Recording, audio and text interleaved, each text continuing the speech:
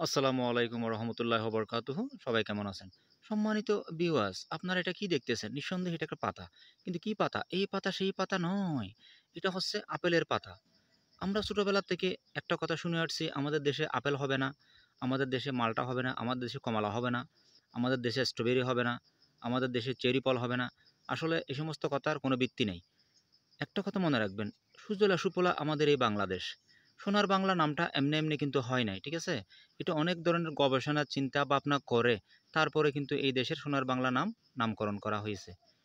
তাহলে দেখেন, এই যে বর্তমানে কিন্তু আধুনিকতার ছোঁয়ায় কিন্তু আমরা অনেক রকমের ফল কিন্তু চোখের সামনে দেখতে পারতেছি, ঠিক আছে? তার মধ্যে আপেলও কিন্তু অন্যতম। তাহলে দেখেন, আমরা জানি কি আপেলটা ঠান্ডার দেশে হয়, যেমন নিউজিল্যান্ড, ভারতের কাশ্মীর, অস্ট্রেলিয়া, আরও যে দেশের মধ্যে ঠান্ডা বেশি পড়ে ওই দেশের মধ্যে আপেলের আবাদ বেশি হয়। নিঃসন্দেহে এটা ঠিক আছে। তাহলে এখন প্রশ্ন করতে পারেন, তাহলে আমাদের দেশে তো ঠান্ডা না, তাহলে আপেল কি হবে? হ্যাঁ, হবে।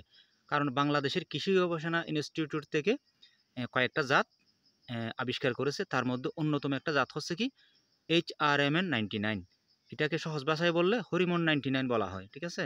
আরেকটা আছে কি ইসরায়েলের জাত, ওইটার নাম হচ্ছে কি অ্যানা। আরও কয়েকটা জাত আছে, আমি ওগুলো নাই বললাম, তবে এই ২টা জাত এভেলেবেল আমাদের দেশে চাষ হচ্ছে। তার মধ্যে যদি ২টার থেকে আপনি কম্পেয়ার করেন তাহলে কিন্তু HRMN 99 বেশি ভালো হচ্ছে, ঠিক আছে? তো আপনাদের যদি মন চায় আপনারা বাড়ির আঙিনায় এই HRMN 99 আপেলের চারাটা লাগাইতে পারেন, অথবা এনা আপেলের জাতের চারাটা লাগাইতে পারেন। তাহলে দেখবেন কলমের চারা লাগাবেন, লাগানোর ৩ বছরের ভিতরে আপনারা আপেলের মুখ দেখবেন, খেতে পারবেন। সর্বনিম্ন ২ বছর আর সর্বোচ্চ ৩ বছরের মধ্যে আপনারা আপেল পাবেন, ঠিক আছে? কিন্তু একটা কথা মনে রাখবেন, আপনারা যখন আপেলের চারা কিনবেন তাহলে আপনারা দেখে শুনে বুঝে তারপরে কিনবেন, ঠিক আছে? নার্সারিওয়ালাকে জিজ্ঞেস করবেন আপনি এটা কোন জাতের চারা আমাকে দিচ্ছেন, এটা কি HRMN 99 নাকি অ্যানা, ঠিক আছে?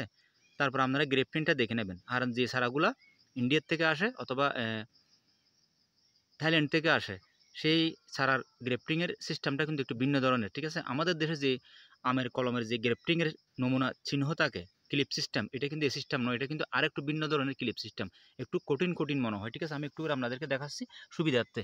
সম্মানিত ভিউয়ার্স, আপনারা দেখুন, এই দেখেন, এই আমার আঙ্গুলটাকে অনুসরণ করেন, অনুমান করে দেখেন, এই দেখেন, এটা হচ্ছে কি গ্রেফটিং, এইটা হচ্ছে কি রুট স্টক। এই দেখেন, আমার এই চারাটা আমি আমার একটা ইন্ডিয়ান দোস্ত ছিল, ওই দোস্তের মাধ্যমে আমি ইন্ডিয়ার থেকে কিন্তু এটা আনাইছি, ঠিক আছে? তো সমস্যা নেই, আপনারা বিশ্বস্ত বড় কোনো নার্সারিতে গেলে কিন্তু আপনারা এই HRMN 99 চারা পেয়ে যাবেন, অথবা আনা আপেলের চারা পেয়ে যাবেন। প্রথম অবস্থাতে আপনারা কিন্তু এই ২টা জাত ছাড়া অন্য কোনো জাত আপনারা নেবেন না।